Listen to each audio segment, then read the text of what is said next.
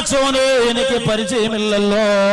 അപ്പോഴാണ് അല്ലാഹു വാചാലനായ പടച്ച തമ്പുരാൻ വളരെ ആവേശത്തോടെ പറഞ്ഞത്, എന്റെ ഹബീബാ ജിബ്രീലേ, ഈ ലോകം നിയന്ത്രിക്കാൻ അല്ലാഹു തമ്പുരാനായി എനിക്ക് കോടാനകോടി മലക്കുകളാകുന്ന സൈനിക വ്യൂഹങ്ങളുള്ളപ്പോ ആ മലക്കുകളുടെ നേതാവായി നിന്നെ ഞാൻ തീരുമാനിക്കുമ്പോ ആ മലക്കുകളെയും നിന്നെയും പടയ്ക്കാൻ കാരണക്കാരനാ സയ്യിദുനാ റസൂലുള്ളാഹി.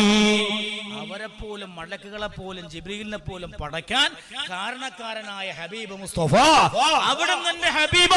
അപ്പൊ ചോദിക്കുന്നു, എന്നിട്ട് പറയാണ്, ആ മുത്തിന്റെ സ്നേഹം ഒരാൾക്ക് വേണോ? ആ മുത്തിലൂടെ എന്നിലോട്ടെടുക്കണോ?